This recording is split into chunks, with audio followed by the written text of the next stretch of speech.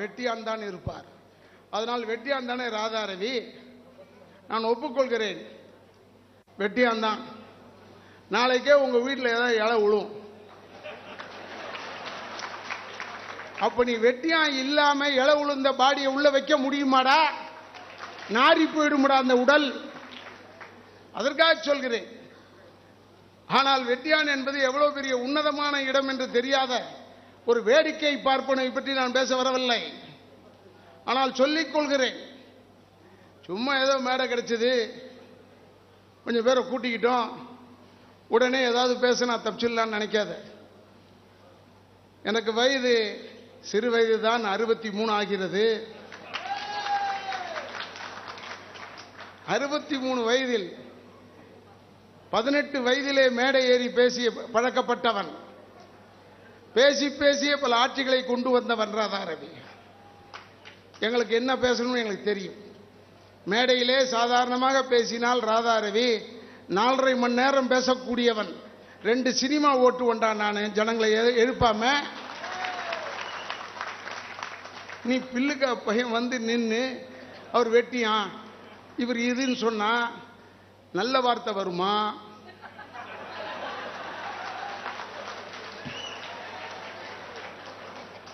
நான் பேசவில்லை, நீங்களே பதில் சொல்றீங்க.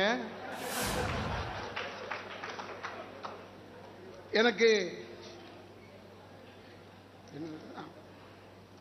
அதே போல் இவங்களுக்கெல்லாம் சின்ன சின்ன லைன்ல தான் பதில் சொல்றேன். நான் சொல்ற பதில்லாம் திருக்குறள் மாதிரி அர்த்தம் பெருசு. எஸ்வி சேகர் என்ற ஒரு நீச்ச தண்ணிக்காரப்ப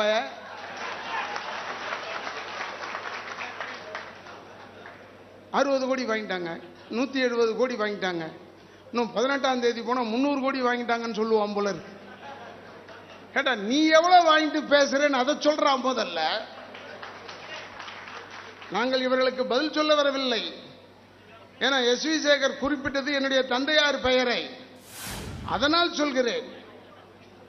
அவன் சொல்றான் மேடையிலே விஷால் அவர்கள், எம்.ஆர். ராதா அவர்கள் தென்னிந்திய நடிகர் சங்கத்தில் உறுப்பினராக இல்லை என்றாலும் அவருக்கு கூட பூஜை பண்ணாரு, அது அவர் பெருந்தன்மையை காட்டுகிறதுன்னு. தெரியாம கேட்கிறேன், சரித்திரம் தெரியாத நீச்சத்தண்ணி சேகருக்கு சொல்கிறேன், இந்த நடிகர் சங்கம் கட்டுவதற்கு நிதி நாடகம் போட்டதில் என்னுடைய தந்தையாரும் ஒருவர் என்பதை ஞாபகம் வைத்துக்கொள்.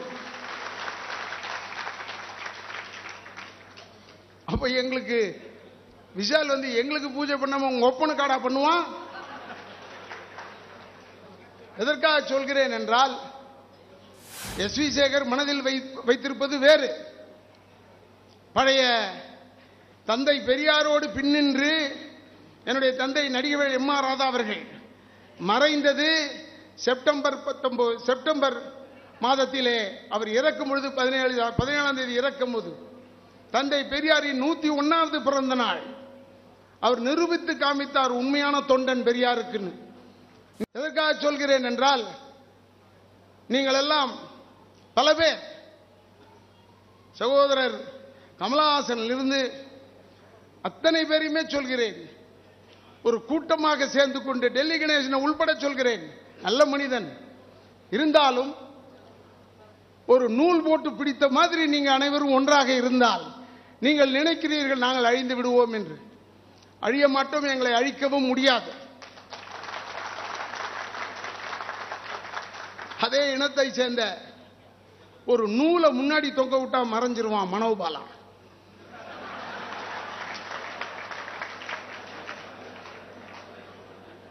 நான் இதுவரை அவரை பற்றி பேசியது கிடையாது. அவர் சொல்கிறார், ராதாரவி, ராதிகா, சரத்குமார், நிரோஷா, ராம்கி, வாசு விக்ரம் போன்ற அந்த குடும்பத்தை சேர்ந்தவர்களை இந்த திரையுலகை விட்டு விரட்ட வேண்டும் என்று. நீ வேறு தொழில் செய்து நீ வாங்கி கொண்டிருக்கிறாய் வாய்ப்பு, அதோடு நிறுத்து. எதற்காக சொல்கிறேன் என்றால், ஏதோ வாய்க்கு வந்ததை பேசி பேர் வாங்கி கொள்ள வேண்டும் என்றால் அந்த கூட்டத்தில் நீ பேரை வாங்கலாம், ஆனால் இந்த கூட்டத்தில் நீ வாங்க முடியாது. எதற்காக சொல்கிறேன் என்றால், இமயமாக இருந்தவர் நடிகர் எம்.ஆர். ராதா அவர்கள். சினிமா விட்டு நீ விரட்டப்பட முடியுமா? நீ சாதாரண தூசியடா. இந்த கூட்டத்திற்கு நடுவிலே நீ சாதாரண தூசி.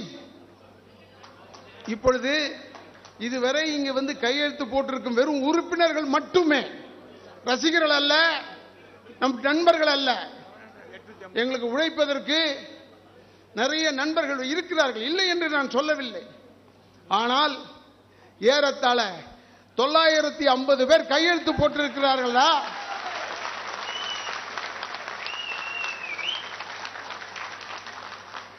இந்த 950 பேர் அவர்கள் எல்லாம் நீ என்னதான் 10,000 ரூபாய் பணம் கொடுத்தாலும் நாளை நிச்சயமாக இந்த கூட்டத்தை பார்த்தவுடன் ஒருவேளை 10 என்பது 15 கூட மாறும். 15,000 ரூபாய் கொடுத்து மாற்றி விடலாம் என்று நினைக்கிறார்கள். அப்படி பணம் வாங்கி மாத்தி ஓட்டு போடும் கூட்டமா இது?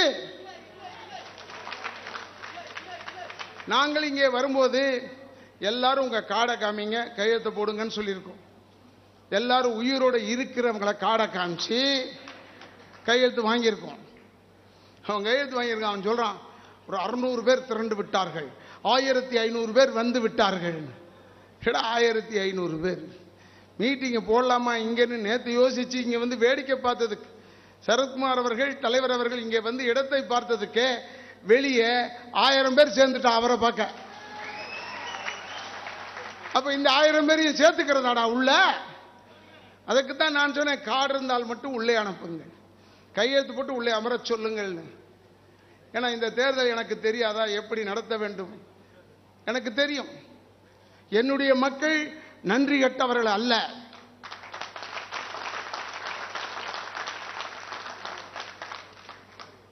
அவர்களுக்கு உணர வேண்டும். இந்த ராதாரவின் எல்லாரும் பேசுறான். நான் எதிர்பார்க்காதது, ஏன்னா பொய்யான கருத்தையே சொல்கிறார்கள், அது வேறு. அந்த இடத்தை வித்துட்டான். அவன் யாரு? அந்த ஒரு கெட்ட பூச்சி ஒண்ணு பேசுது.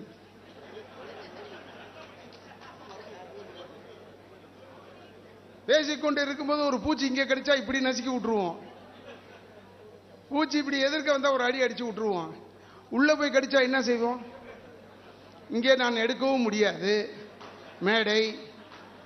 அந்த மேடை நாகரிகம் கருதி நான் வண்டியில் ஏறணும்னா முதல்ல பிடிக்கிறது இந்த பூச்சை தான். உள்ள கடிப்ப போட்டு தேய்ப்ப. வரட்டுமடா 18ஆம் தேதி இரவு, 18ஆம் தேதி நைட்டோட சரிடா. எல்லாம் ஆட்டம் பாட்டம் கொண்டாட்டம் எல்லாம் ஓவர். ஏனென்றால் நீங்கள் வாக்களித்து எங்களை ஏன் வெற்றி பெற செய்ய வேண்டும் என்று சொன்னால் அவர்கள் சொன்னது அத்தனையும் பொய். நாங்கள் தலைவர் சரத்குமார் அணியைத்தான் நம்புகிறோம், அவர்கள் எங்களை காப்பாற்றுவார்கள் என்ற எண்ணத்தில் நீங்கள் வாக்களிக்க வேண்டும். வேட்டையாடு விளையாடு கதாநாயகன் சொல்லிட்டார். அவன்கிட்ட வேட்டையாடுங்கன்னு கையெழுத்து போடுறான். எல்லாரும் கையெழுத்து போட்டாங்க. கமல்ஹாசன் கையெழுத்து போட்டார். என்னடா கமல்ஹாசன் அல்டிமேட்டமா சினிமாக்கு? யாரா நிரந்தரம் சொல்றா பாப்போம். எனக்கு கமல்ஹாசன் நல்ல ஒண்ணு. கமல்ஹாசனை பத்தி பேச உனக்கு என்ன யோகிச்சுட்டே? நானும் கமலும் அரை ட்ரவுசர் ஃப்ரெண்ட்ரா, ஒரே ஏரியாவில் சுத்திக்கிட்டு இருந்தவங்க. 2 பேரும் மாத்தி மாத்தி தான் கெட்ட வார்த்தையில பேசிக்குவோம். அதுக்கெல்லாம் என்ன செய்யறது? நான் என்ன செய்ய முடியும்? நான் வில்லன் நடிகன் ஆயிட்டேன். அது நம்ம குடும்பத்தில் ISI முத்திரையை குத்திட்டான்.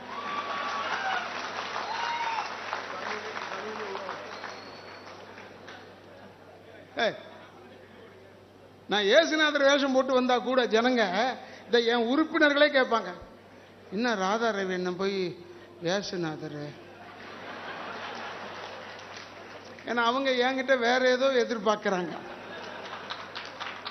இப்ப கூட இங்க வந்திருக்கிற ஒரு 20 மாணவர்கள் நினைக்கிறேன், அவங்க சொன்னாங்க, அண்ணா அந்த யூடியூப்ல பேசுற மாதிரியே பேசுங்க. அப்ப என்ன நல்லவனா எடுத்துக்கவே இல்லடா. ஏன் உறுப்பினர்களே சொல்லுவாங்க, என்னப்பா ராதாரவி ஏசுநாதரா? அதுக்கு பக்கத்தில் இருக்கிற இன்னொரு உறுப்பினர், கவலைப்படாத, அவர் தாடி எடுத்துட்டு அடுத்த சீன்ல கொலை பண்ணுவார் பாரு. நாங்க என்னடா செய்ய முடியும்? அச்சமில்லை அச்சமில்லைன்னு ஒரு படம் என்ன கதாநாயகனா போட்டாரு காலஞ்சென்ற பாலச்சந்தர் சார் அவர்கள். நான் சொன்னேன், எல்லா நன்மையும் பண்ணியிருக்கீங்க சார், என்ன ஹீரோவை போடாதீங்க. ஏண்டான்னு. சார் எங்களை பார்த்தா வில்லனை தான் சார் நினைப்பான். அதான்டா நான் உன்னை நினைச்சேன், இன்னொரு வேஷத்துல வில்லன் வேஷம் போடலான்னு ஒரு மாறுதலுக்காக என்ன படம் ஓடணுமே. டிக்கெட் வாங்கிட்டு வரவன் ராதாரவி பார்த்தோன்னு நம்ம காட்சியெல்லாம் இருக்குடா நம்பி வரான். அவனை ஏமாத்தலாமா? இதில் ஆச்சரியமே என்னன்னா, நான் நடித்த ஒரு சில படங்களை தான் கதாநாயகன் நான் நடித்து பார்த்தேன், வேலைக்கு ஆகல. ஏன்னா ஒரே பொண்ணை விரும்பணுமா, அப்புறம் அவங்க அப்பா அம்மாவை போய் கேட்கணுமா, இந்த வேலையெல்லாம் கொடுத்தாங்க. இதெல்லாம் ரொம்ப கஷ்டங்க. நான் வில்லனாவே பண்ணுறேன். யாரை வேணாலும் விரும்பலாம். அப்பா அம்மா கிடையாது, எனக்கு பிரச்சனையே இல்லாமல் இருக்கு. இவன் அதனால படத்தை நினைச்சுக்கிட்டு வாழ்க்கையில அன்றைக்கு பாரு இதே இடத்துல ஒரு 10 ஹீரோ பேசியிருப்பான்னு நினைக்கிறேன். 10 பேருமாடா ஒரே வில்லனை பத்தி பேசுறது. ஒரே வில்லன் ராதாரவிடா.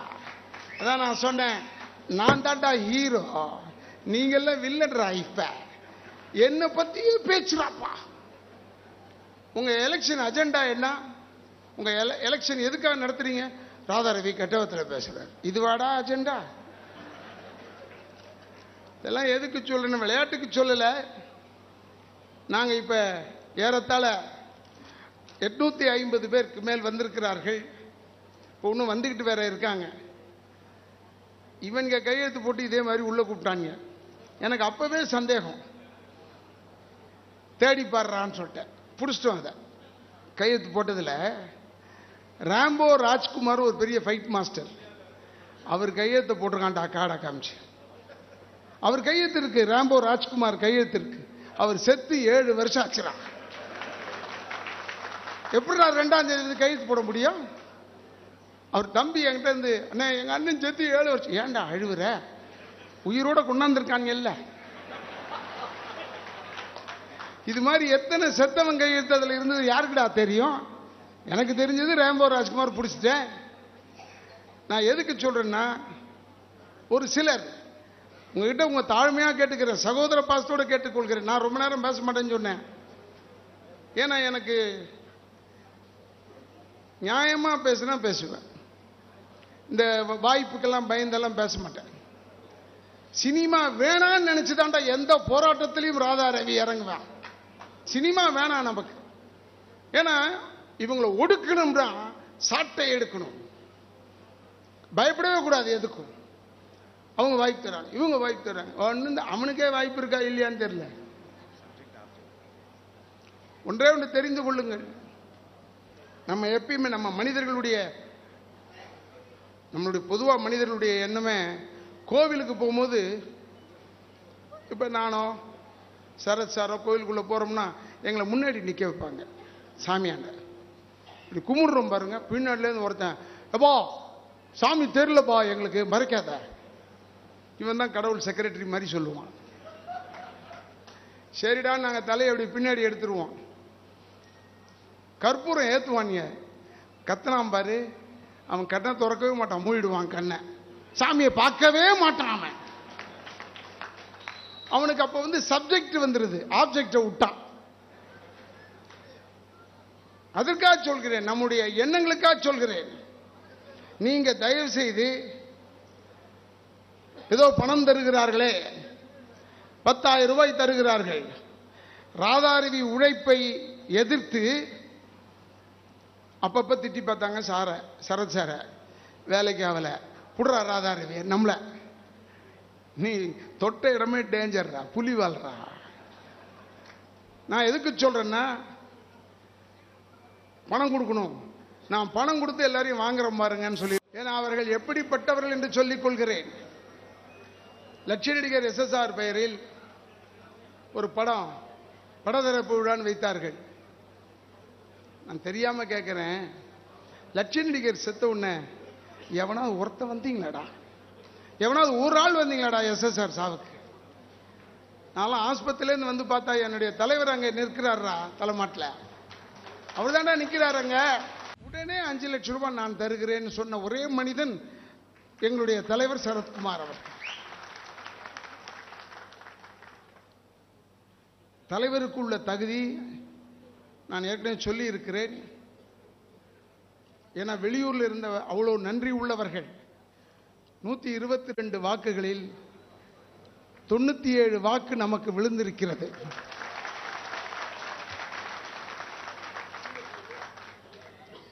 அதனால்தான் சகோதரர் ரவிக்குமார் சொல்லும் போது கூட ஏன்பா நமக்கு இது வெற்றி விழா கூட்டம் தானேன்னு சொன்னார்.